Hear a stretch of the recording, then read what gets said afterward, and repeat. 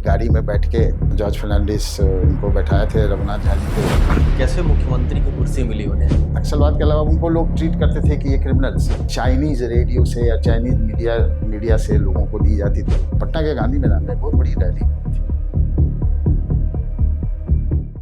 जब जब आपको लगता है कि बिहार की सियासत को आप समझ गए हैं, तब तक बिहार आपको झटका देता है। ये फेमस डायलॉग महारानी सीरीज का है और बिहार की राजनीति में आज यह डायलॉग बहुत ही प्रासंगिक है। नमस्कार, मैं सुनील चौपाल डायरी में आपका स्वागत करता हूं। आज हमारा एपिसोड बहुत ही खास है। आज जो हमारे साथ मेहमान जुड़े हुए हैं, जो शख्सियत जुड़े हुए हैं, बिहार की राजनीति को बहुत ही करीब से उन्होंने देखा है, दशकों से देखा हुआ है। लालू यादव, नीतीश कुमार, इनके अलावा आज के दौर के बड़े नेताओं को इन्होंने उभरते हुए देखा है। आज लगभग हिंदुस्तान टाइम्स में लगभग 4 दशक से इन्होंने कार्य किया हुआ है, सेवा इन्होंने दी हुई है। आज हमारे साथ जुड़े हैं अशोक मिश्रा सर। चौपाल डायरी में आपका बहुत बहुत स्वागत है सर। Thank you. सर, पहला हमारा सवाल रहेगा सर, बिहार की राजनीति को इतने करीब से आप देखे हुए हैं, कैसा अनुभव है सर आप? बिहार की राजनीति को मैं 1986 के शुरुआती दौर से मैं देख रहा हूँ। और आप अगर कहें कि बिहार की राजनीति हमेशा से बिहार एक पूरे देश को एक राजनीतिक दिशा प्रदान करने वाला राज्य रहा है। और वो सिर्फ हमारे 86 के पहले जब 74 मूवमेंट हुआ, उससे पहले से आपको 67-69 का जो समाजवादी आंदोलन हुआ, या इस तरह के कई लोग, उससे पहले अगर आप प्री इंडिपेंडेंस पीरियड में जाएं तो बिहार का कंट्रीब्यूशन बहुत ही बड़ा रहा है। सॉरी। और देश की राजनीति को इसने एक दिशा देने वाला राज्य रहा है। कहते हैं लेकिन बिहार एक बहुत ही पॉलिटिकली सेंसिटिव स्टेट रहा है। यहाँ के लोगों की जो राजनीतिक समझ है वो कई दूसरे प्रदेश के लोगों से ज़्यादा ही है, और इसीलिए वो हमेशा से एक दिशा देश की राजनीति को देते रहे हैं। कई लोग बिहार से, हमारे बड़े बड़े नामचीन लोग बिहार से फ्रीडम फाइटर हों, एकेडमिशियन हों, दूसरे फील्ड में हों, उन्होंने अपना अपना नाम स्थापित किया है। तो बिहार का जो राजनीति जो मैंने जब शुरू किया था, तो उसके बाद से अभी तक मैं बिहार की राजनीति को आप 3 भागों में मैं बांटा जा सकता है इसको। पहला वो था कि जब 90 से पहले का फेज, 90 से बाद का फेज, 2005 तक का फेज, और 2005 से लेके अभी तक का फेज, ये 3 भागों में अगर आप उसको बांटें तो बिहार में 90 से पहले लालू प्रसाद यादव जब मुख्यमंत्री बने, उससे पहले 4 साल, 5 साल, 6 साल पिछला जो राजनीति आप देखेंगे, और उसको आप देखिए तो 74 मूवमेंट से आगे का आप इसको अगर आप एक फेज माने तो बिहार की राजनीति में काफ़ी बदलाव उस समय हुए। 74 का मूवमेंट हुआ, शुरू तो हुआ था गुजरात से, स्टूडेंट मूवमेंट। गुजरात के बाद से वो बिहार में, वो जयप्रकाश जी चूँकि बिहार में रहते थे, तो बिहार में राजनीति, वो स्टूडेंट मूवमेंट एक पॉलिटिकल मूवमेंट के रूप में बिहार में कन्वर्ट हो गया, thanks to mister Jayaprakash Narayan और उनके कई अनुयायी थे। उसमें प्रमुख थे लालू प्रसाद जी थे, नीतीश कुमार जी थे, रामविलास पासवान जी थे, नरेंद्र सिंह जी थे, और कई नामचीन लोग जो आज के दिनों में पॉलिटिकल मास्टर्स हैं, बड़े बड़े राजनीतिक हैं, कुछ गुजर गए।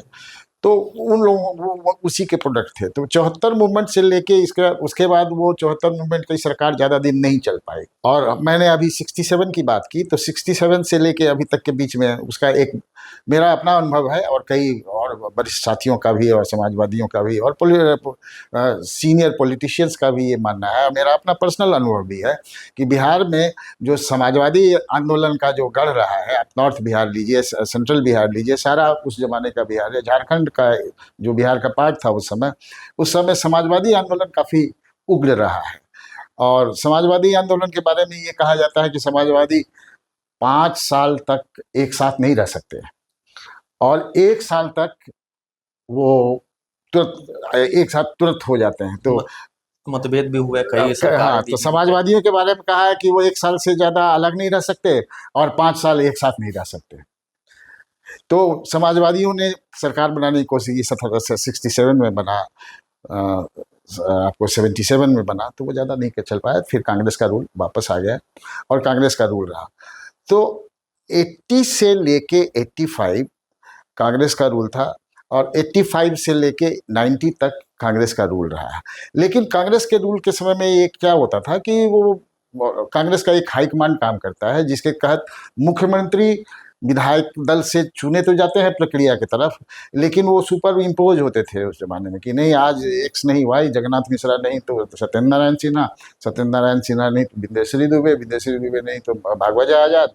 तो इस तरह का सीरीज वो लोग चलता था और ज़्यादा दिन एक मुख्यमंत्री नहीं कर पाता था, जिससे क्या होता था कि राज्य के उन लोग एडमिनिस्ट्रेशन या जो शासन होता है उसका परफॉर्मेंस बहुत ही अफेक्टेड हो जाता है। अब जब मैं 86 से लेकर 90 की बात कहूँ, लालू प्रसाद से जानने से पहले, तो मैंने कितने मुख्यमंत्री को देखा। मैंने जब आया था तो विदेशी दुबे चीफ मिनिस्टर थे, मिस्टर वेंकट सुबैया गवर्नर थे यहाँ के, उसके बाद आ गए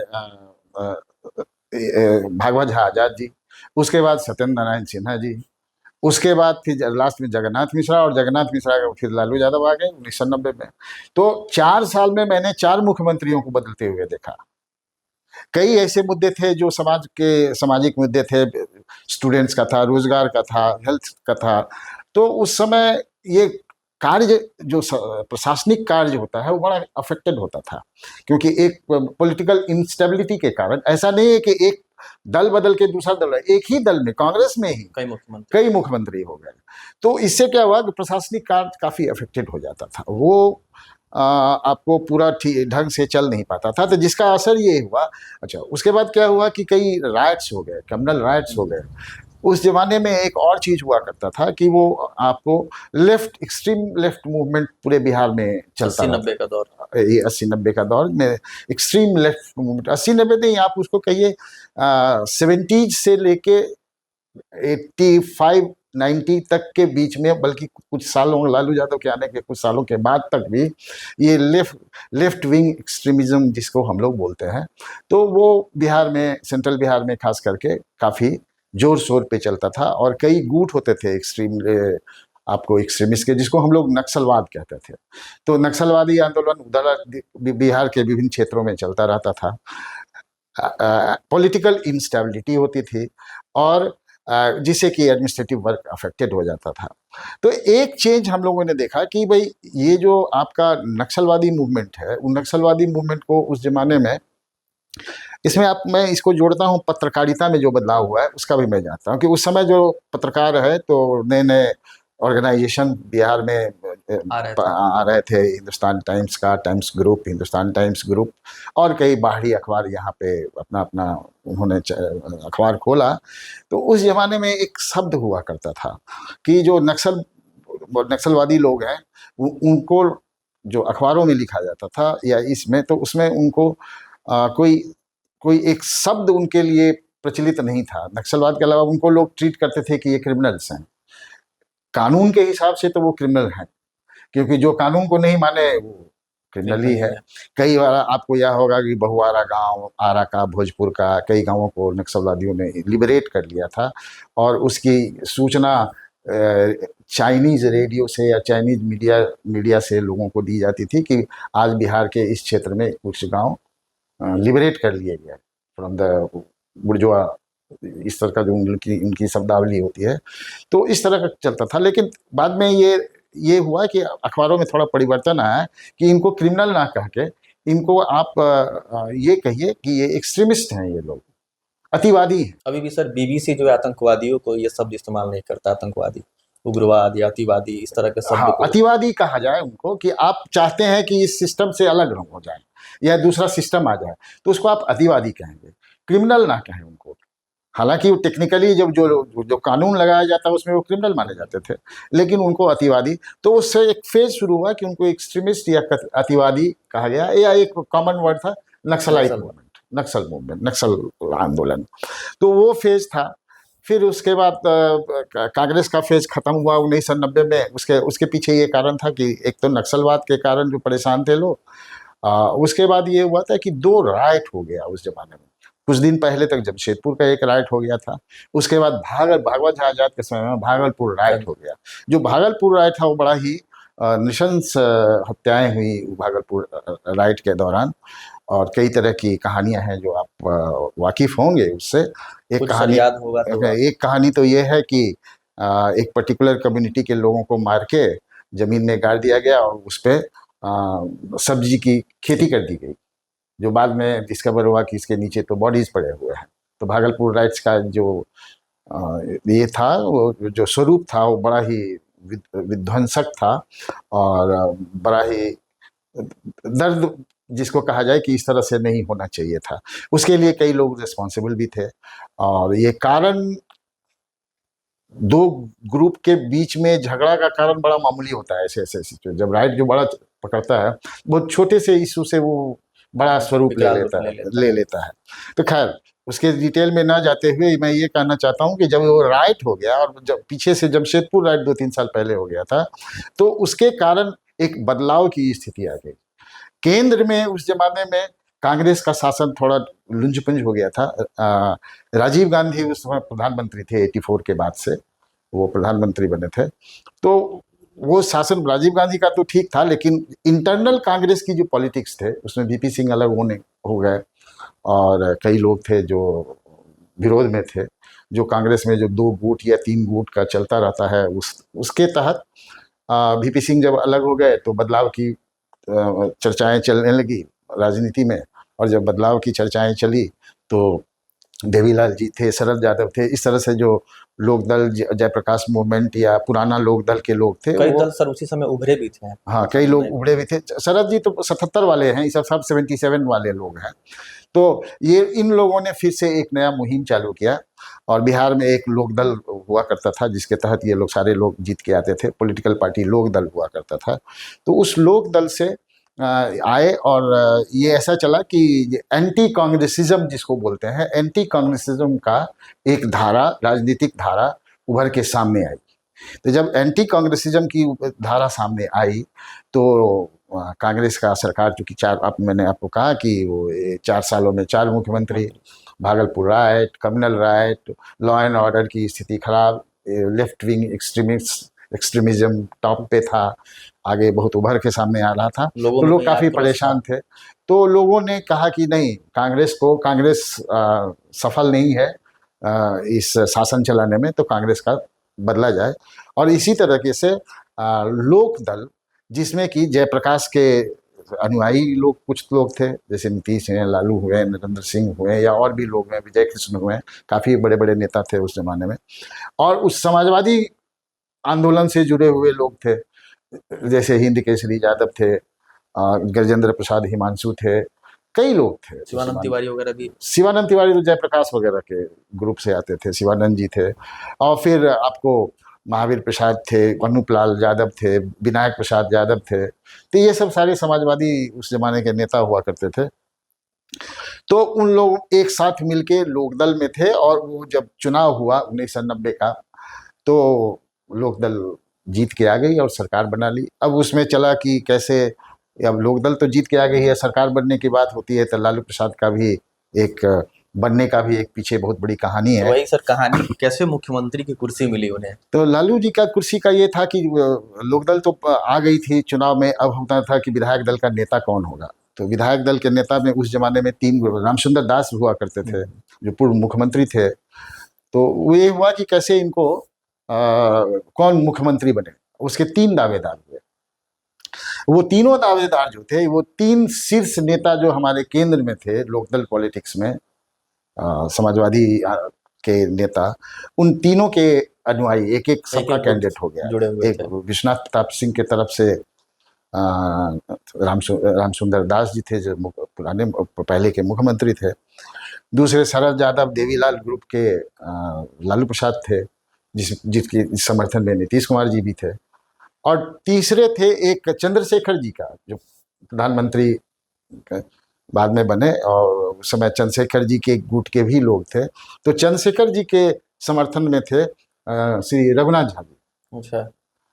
तो ये कैंडिडेट तो तीनों हो गए कि तीनों में से कोई एक नेता ही बनेगा विधायक दल का। अब उसके लिए ब्रजकिशोर मेमोरियल हॉल में मुझे याद है कि ब्रजकिशोर मेमोरियल हॉल में विधायक दल की मीटिंग बैठी थी और उसमें नेता का चुनाव होना दिल्ली था। से भी सर टीम आई थी कांग्रेस की। मैं बता रहा हूँ आपको कि विधायक दल का चुनना है लोक दल में। ब्रजकिशोर में बहुत सदाकत आश्रम उसके बगल में था, उसी में ये मीटिंग चल रही थी।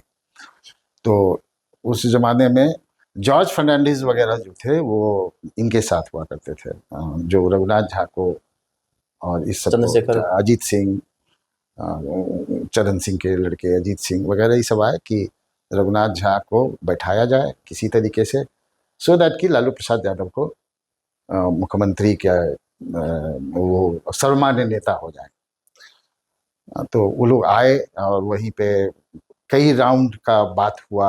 कई, हमको तो याद है कि एक गाड़ी में बैठ के अजीत सिंह और जॉर्ज फर्नांडिस उनको बैठाए थे रघुनाथ झा जी को कि आप बैठ जाइए, लेकिन वो बैठे नहीं और गाड़ी चक्कर लगा रही थी पूरे ब्रजकिशोर मेमोरियल हॉल के इसके, और हम लोग खड़े देख रहे थे। तो अजीब दृश्य हो गया सर। हाँ, पत्रकार वो बाहर बड़ा से। दृश्य, बड़ा ही रोचक दृश्य था और राजनीतिक जो बदलाव का जो देखे हम लोग उसके गवाह रहे हैं।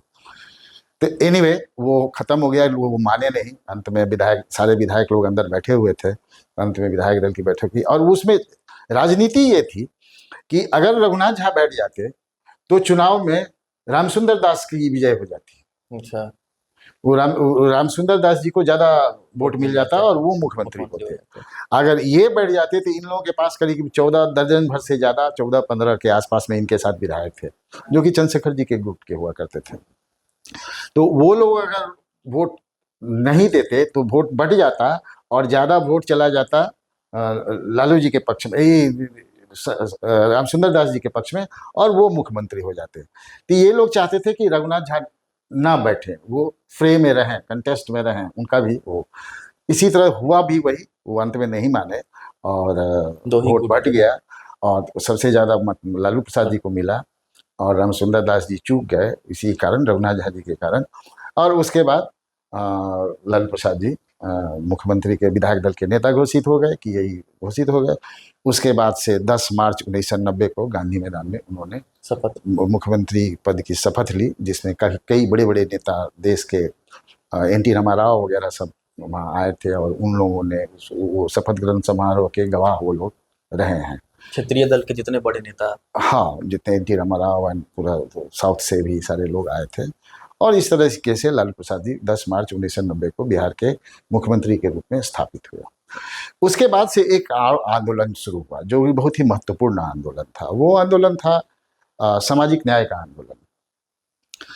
तो जब वीपी सिंह की उस समय गवर्नमेंट थी और भारतीय जनता पार्टी उस समय वीपी सिंह गवर्नमेंट जो समाजवादियों की या उसकी समर्थन में, उनके समर्थन से वो सरकार चल रही थी, तब तक वीपी सिंह प्रधानमंत्री बन गए थे। बदलाव हो गया 89 में आपका काफ़ी कांग्रेस हार गई ऑलमोस्ट और वीपी सिंह उसके प्रधानमंत्री बन गए। सब गठजोड़ की सरकार थी। हाँ, तो उसमें वो भारतीय जनता पार्टी का समर्थन था। तो उसके बाद सामाजिक न्याय का आंदोलन के कारण ये हुआ कि सामाजिक न्याय का जो रिजर्वेशन था वो मंडल कमीशन को लागू किया गया। तो वो मंडल कमीशन को लागू करने की बात चलने लगी, काफ़ी प्रेशर पड़ा बिहार से भी और अन्य राज्यों से भी, और वीपी सिंह ने मंडल कमीशन को अंत में लागू कर दिया। कहते हैं कि वो थोड़ा रिलक्टेंट थे, पहले चाहते थे इसको डिले करें, लेकिन इवेंचुअली उन्होंने किया और वो चाहते भी थे और उनको क्रेडिट उन्हीं को दिया जाता है कि मंडल कमीशन को विश्वनाथ प्रताप सिंह ने लागू किया। कांग्रेस को सर क्या अड़चन आ रही थी लागू करने में? सर कांग्रेस को कोई अड़चन नहीं थी, कांग्रेस चाह रही थी, कांग्रेस के पास पड़ा हुआ था बहुत दिनों से। वो रिजर्वेशन का जो होता है ना कि डिले, एक स्वरूप रिजर्वेशन का पहले से चल रहा था, तो ये उसमें शेयर बढ़ना था, वो कुछ कम परसेंटेज था, इसमें 50% की बात आने लगी, तो उसको लोग इसी तरह से रोकता है। तो राजनीतिक एक मुद्दा या मोहरा बना के उसको यूज करते हैं लोग, पॉलिटिशियन उसको एक राजनीतिक मोहरा बना के जो यूज करते हैं कि ये मुद्दा बरकरार है, जब एक बार खत्म हो जाएगा तो फिर राजनीति दूसरा पड़ेगा। तो हाँ, मुद्दा को बरकरार रखना, जिंदा रखना, सो दैट कि इस पे राजनीति आगे चलती रहे और हमारा सरकार चलता रहे, हम पावर में रहें। तो ये मुद्दों को इसी तरह से उपयोग किया जाता है राजनीति में, जिंदा रखते हैं उसको, जिंदा वोट रखते हैं बैंक के लिए हाँ, अपना। वोट बैंक के लिए सारे उनको जिंदा तो रखते हैं। उम्मीद रहे कि हाँ ये लागू होगा तो वोट करेक्ट, देंगे। हाँ, हम अगर लागू किए तो मेरे क्रेडिट में जाएगा, आप अगर लागू किए तो आपके क्रेडिट में जाएगा। तो इस तरह से मुद्दों को जिंदा रखने की प्रवृत्ति पॉलिटिशियंस में रहती है, जो टॉप पॉलिटिकल पार्टीज में रहती है, सो दैट कि इसका आगे फायदा उठाते रहे। इसीलिए मुद्दों को जिंदा रखा जाता है। तो कांग्रेस के साथ भी वही मुद्दों को जिंदा रखने की बात थी। और ऐसा नहीं था कि कांग्रेस में सिर्फ सवर्ण लोग रूल करते थे, उसमें दूसरे तबके के लोग भी रहा करते थे। तो वो मुद्दों के जिंदा रखने की राजनीति हुआ करती है ऐसा। खैर इवेंचुअली वीपी सिंह ने उसको लागू कर दिया। जब लागू हो गया तो उसके विरोध में काफ़ी दिल्ली से लेके वो खास करके काऊ बेल्ट में, हिंदी बेल्ट जिसको आप बोलते हैं, उसमें काफ़ी विरोध हुआ। बिहार में भी काफ़ी विरोध हुआ, कई लोग मारे भी कई गए, लोग कई मारे तो गए। हाँ जल के मर गया, कुछ स्टूडेंट सब तो सुसाइड कर लिया, वो सेल्फ इमोलेशन हो गया। तो कई लोग मारे भी गए। सबसे ज्यादा सर आंदोलन किस प्रदेश में उस समय हुआ था? बिहार, उत्तर प्रदेश? दिल्ली में हुआ था और दिल्ली। बिहार में हुआ था सबसे अच्छा। ज़्यादा। कुछ उत्तर प्रदेश में भी हुआ था लेकिन ज़्यादा बिहार में। बिहार में तो सड़कों पे हो रहा था। हाँ, बदलाव अभी सरकार की हो गई थी, हाँ, ये भी एक और फैक्ट था। लालू प्रसाद आ गए थे तो वो चाहते थे कि, और उसके बाद एक राजनीतिक मोड़ आया जब लागू हो गया। तो जो ये आंदोलन हुआ तो बड़ा ही इंटरेस्टिंग है, इसको समझना चाहिए लोगों को कि उसमें जो आरक्षण के विरोध में जो प्रदर्शन हो रहे थे उसको हवा देने में उन्हीं लोगों का हाथ था अच्छा। जो सामाजिक न्याय के समर्थक थे, कि जितना विरोध होगा लोगों के बीच में ये बात जाएगी, उतना जो सामाजिक न्याय के गुट के लोगों का कंसोलिडेशन हमारे पक्ष में होगा। तो उसमें सर कोई आंकड़ा वगैरह आ गया था क्या, जातीय स्ट्रक्चर का सर? नहीं, कोई आंकड़ा नहीं था ऐसा, सच ऑफिशियल आंकड़ा नहीं था। जो पुराना सर्वे का आंकड़ा था वही था, उसके अलावा कोई आंकड़ा नहीं था। वहाँ तो परसेंटेज की बात हो रही थी कि इतना, जो पुराना सर्वे वाला आंकड़ा था उसी आंकड़े पर लेके आरक्षण लागू किया गया था। उसमें कोई नया आंकड़ा नहीं आया था, कोई सर्वे नहीं हुआ है उसके बाद से। और अभी तक टेक्निकली कहिएगा तो कोई सर्वे नहीं हुआ है। तो खैर आरक्षण लागू हो गया और जो आंदोलन हुआ उससे लालू प्रसाद जी को बहुत फायदा हुआ और जितने सामाजिक न्याय के गुट थे उनको बहुत फायदा हुआ। जब फायदा हुआ तो कंसोलिडेट हो गया, मजबूत हो गया वो सामाजिक न्याय के का जो वोट बैंक था, वोट बैंक था वो मजबूत हो गया, वो एक तरफा हो गया। जब सामाजिक न्याय का वोट बैंक एक तरफा हो गया तो लालू जी के पास बहुत सारा वोट। तो अगला चुनाव आया 95 का। 95 के चुनाव से पहले ही एक और धारा बीच में सामाजिक न्याय के गुटों के बीच में शुरुआत हुई। उसकी शुरुआत ये हुआ कि जब सामाजिक न्याय की सरकार बन गई और आरक्षण लागू हो गया तो उसके बाद जितने भी सामाजिक न्याय के घटक जातियां हैं, मतलब बिहार में आप देखिएगा कि जो देश भर में जो आरक्षण का जो स्वरूप है और बिहार में जो आरक्षण का स्वरूप है वो थोड़ा डिफरेंट है। देश भर में इसको हम लोग अदर बैकवर्ड कास्ट कहते हैं, पूरे देश में उसको ओबीसी का रिजर्वेशन। लेकिन बिहार में वो दो भागों में बटा हुआ है। पहला जिसको है एनेक्सर 1 और एनेक्सर 2 में बटा हुआ है, जो कि कर्पूरी जी का फार्मूला जो था उसी से और मुंगेरी लाल जी का जो फार्मूला था उसी से आगे बढ़ते हुए ये इस स्वरूप में स्ट्रक्चर हाँ एनेक्सर 1 एनेक्सर 2 में बटा हुआ है यहाँ की जातियाँ। एनेक्सर 2 में जिसको बैकवर्ड कास्ट बोलते हैं बीसी, तो एनेक्सर 2 में 4 प्रमुख जातियाँ हैं,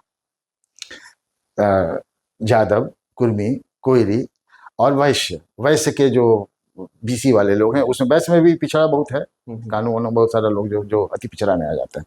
उसके बाद दूसरा जिसको एनेक्सर 2 बोलते हैं, और एनेक्सर 1 में करीब करीब मान के चलिए कि आप 118 से लेके 120 तरह की जातियाँ हैं, छोटी बड़ी जातियाँ, जिसमें धानुक हैं, मल्लाह हैं, ततवा है, तांती है और कई जातियां हैं उसमें, और भी बहुत सारे 118 के आसपास में किया गया था उसमें है वो पहले से। तो इस तरह का वहाँ पे अब हुआ क्या कि जब आरक्षण लागू हो गया और सरकार सामाजिक न्याय की सरकार आ गई, राज्य में जो सामाजिक न्याय जो आप कहते हैं कि शेयर इन पावर, शासन में हमारा शेयर कितना हुआ, उसी समय सबसे पहले ये बात उठी।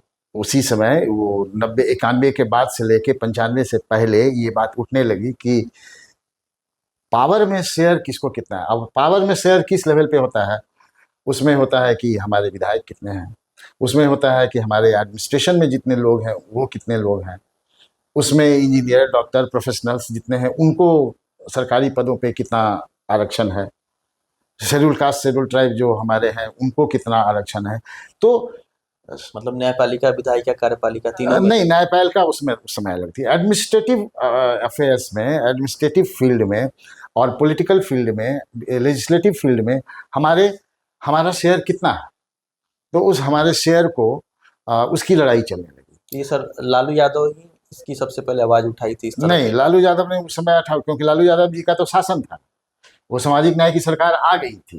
तो equitable distribution among the different forces of social justice, जितने भी लोग थे, विधायक थे, जॉर्ज ऑफिसर्स थे, फर्नांडिस वगैरह सर उस समय हाँ वो इस लोग तो मुहिम में? थे, वो तो केंद्र में थे उस समय में, वीपी सिंह के गवर्नमेंट में वो केंद्र में थे। लेकिन बिहार की बात मैं करूं तो बिहार में ये बात हो रही है कि अब ज़्यादा अगर आप प्रोनाउंस तरीके से उसको बोला जाए तो सिर्फ ज़्यादा भी क्यों, हर एक पद पे, हर एक जगह पे, तो उसकी लड़ाई शुरू हो गई अंदर से। तो पहला इसका हुआ क्या कि उसमें कुर्मी जाति के लोग, वो भी सामाजिक न्याय के पढ़े लिखे लोग हैं, सबसे ज़्यादा एजुकेटेड कुर्मी ही है। अगर सोशल जस्टिस के नेक्सल 2 के लोगों को आप देखिएगा तो सबसे ज़्यादा पढ़ा लिखे, अधिकारी सर सबसे ज्यादा सबसे ज़्यादा पढ़े लिखे कुर्मी है। कम उनकी संख्या उनका कम है, लेकिन एजुकेशनल बैकग्राउंड उन लोगों का बहुत ही स्ट्रांग है। कई और IAS, IPS सेंट्रल बिहार में तो उन लोगों को आप कहिए कि वो लोग लैंडेड जेंट्री भी हैं, वो आर्थिक रूप से भी बहुत ही सक्षम है। जागरूक में आप कहिएगा तो ओवरऑल एजुकेशनल जो लेवल है वो थोड़ा कम है। तो इस तरह की बात आने लगेगी कि हमारा हिस्सा हमको मिलना चाहिए। आप याद आपको अगर देखिएगा तो उस जमाने में कई कास्ट मीटिंग्स होना शुरू हो गया, जातीय मीटिंग, कोई कुर्मी कर रहा है, कभी कोई कुछ कर रहा है, कभी और कुछ कर रहा है, तरह तरह की जातियाँ, संगठन महासंघ ये सब जो आज दिखते हैं, हाँ वो सब उन लोगों के अपना अपना सम्मेलन करने लगे, वो कि हमारा सत्ता में भागीदारी के लिए वो लड़ाई उस समय अंदर ना और सामाजिक न्याय के ग्रुप में भी शुरू हो गया। अब उसी का असर हुआ कि एक कुर्मी रैली हुआ। अब कुर्मी रैली हुआ और नीतीश कुमार कुर्मी के बहुत बड़े नेता उसमें स्थापित होते हैं, लालू जी के साथ थे। तो हुआ कि कुर्मी रैली हुआ और कुर्मी रैली को करने वाले थे सतीश कुमार जी, जो कि सीपीआई के एमएलए थे, बाद में इस ग्रुप में आ गए थे, नीतीश जी वाले ग्रुप में।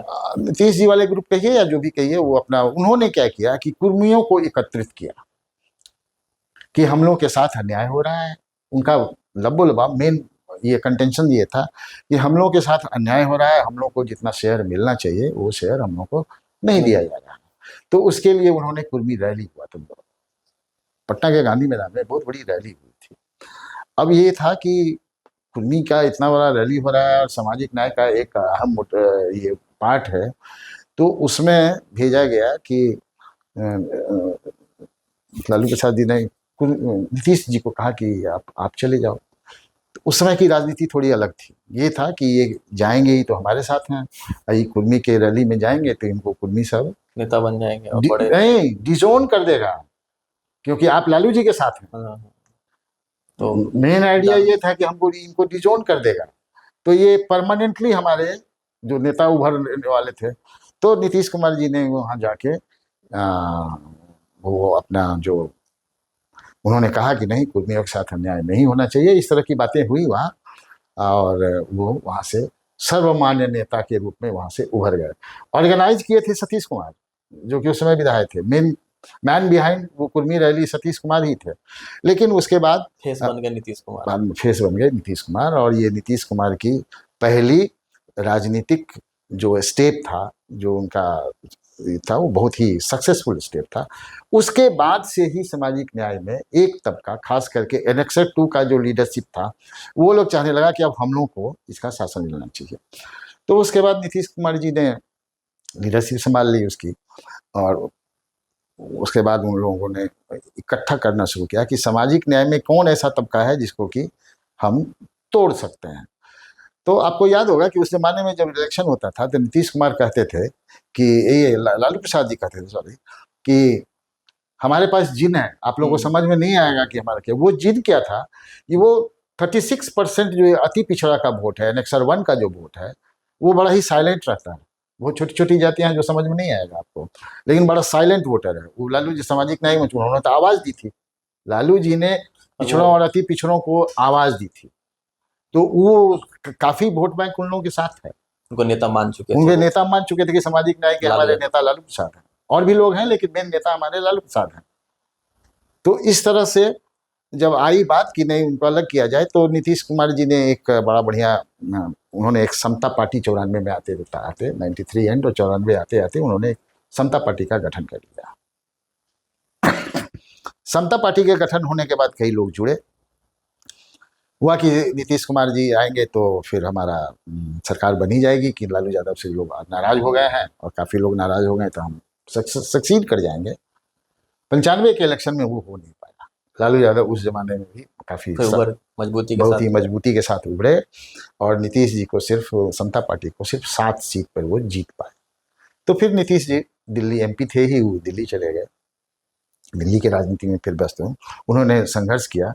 उसके बाद उनका संघर्ष हुआ और उसके बाद वो भारतीय जनता पार्टी के साथ, और VP सिंह की सरकार जब गिरी थी, जब आडवाणी को लालू यादव ने अरेस्ट कर लिया था, वो एक बड़ी घटना थी, सामाजिक वो टर्न था। उस पर भी सर कुछ प्रकाश डालिए सर कि क्या वो चीजें उस समय होती।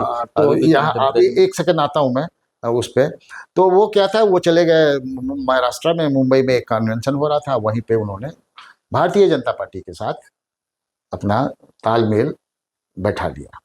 अब उसके बाद फिर मैं आऊँगा, लेकिन पहले आपको ये, तो आडवाणी जी रथ यात्रा लेके निकले थे।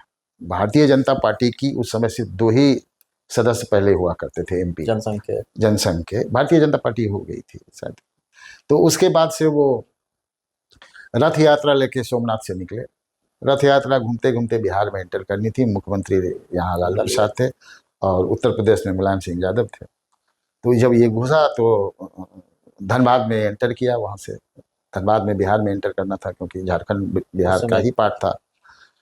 तो अफजल मानुल्लाह वहाँ के DC हुआ करते थे, तो वो बोले कि हम तो मुस्लिम हैं, हम अरेस्ट करेंगे तो आपको बहुत घाटा होगा, लोग कहेगा कि उसका खराब मैसेज जाएगा और आपके राजनीतिक जो प्रतिद्वंदी हैं उन्हीं को फायदा होगा, इसीलिए आप हम तो नहीं करेंगे। राइट भी हो जाएगा, बहुत सारा प्रॉब्लम होगा, इसीलिए। और झारखंड माना जाता था उस जमाने में कि भारतीय जनता पार्टी का कुछ सबसे ज़्यादा सदस्य वहीं से जीत के आते थे, झारखंड से। बीजेपी मतलब गढ़ था भारत में, मतलब आप गढ़ कहिए या था, झारखंड मुक्ति मोर्चा और भारतीय जनता पार्टी वहाँ से जीत के आती थी, जनसंघ वगैरह सब। तो ये झारखंड में उनका बेस है थोड़ा, वो जंगलों में काम करते हैं, एंटी क्रिश्चियनिटी और ये सब, सरस्वती शिशु मंदिर वगैरह वगैरह। तो उनको फायदा। बीजेपी के कौन वहाँ बड़े नेता थे? चौबे थे, आपको सारंगी थे, काफ़ी लोग थे वहाँ उस जमाने में। इंदर सिंह नामधारी थे, काफ़ी बड़े बड़े नेता थे वहाँ के। खैर, तो रथ वहाँ से पास करके सकुशल आपको पटना पहुँचा। तो पटना में हुई कि बात कि इनको अरेस्ट किया जाए, तो लालू प्रसाद ने मीटिंग बैठाई, RK सिंह वही हमारे आज के जो मिनिस्टर थे, कैबिनेट RK सिंह बुलाया गया, और एक ट्राइबल IPS ऑफिसर थे शायद, जो बाद में MP बने झारखंड में, वो उन लोगों को भेजा गया। और पहले था कि पटना में ही अरेस्ट किया जाए, तो पटना में नहीं हो पाके हुआ कि समस्तीपुर से पहले, तो समस्तीपुर में उनका जो उनकी सभा थी समस्तीपुर, वही रात में समस्तीपुर ये पहुंच गए थे, वहाँ के सर्किट हाउस में रुके हुए थे। तो वही सुबह में 4 साढ़े 4 बजे उनको अरेस्ट किया गया और उनको फिर वो मसनजोट डैम में रखा गया। दूसरे ही दिन अरेस्ट होने के तुरंत बाद भारतीय जनता पार्टी ने VP सिंह सरकार से समर्थन वापस ले लिया और सरकार गिर गई उनकी। उसके बाद ही चंद्रशेखर वगैरह भी थे, तो कांग्रेस के समर्थन से चंद्रशेखर प्रधानमंत्री बने थे। तो इस तरह से आडवाणी जी को अरेस्ट किया गया और लालू यादव ने अरेस्ट किया, जिसका उनको फायदा हुआ। और ये चाह रहे थे कि इसका फायदा हमको यहाँ हो, बिहार में। और बिहार में उसका पूरा सामाजिक न्याय और हिंदू, उसमें भी सामाजिक न्याय का जो तबका और मुसलमान को एक साथ लाने की प्रक्रिया उसी समय शुरू हुई थी, जिसको आप हम लोग आज के दिनों में आप MY कहते हैं। उसकी प्रक्रिया उसी समय से शुरू हो गई थी, वहीं से शुरू हुई और कंसोलिडेट हो गया बाद में MY। और MY मिल के करीब करीब 30% वोट होता है, ये जान के चलिए आप। तो खैर वो हुआ।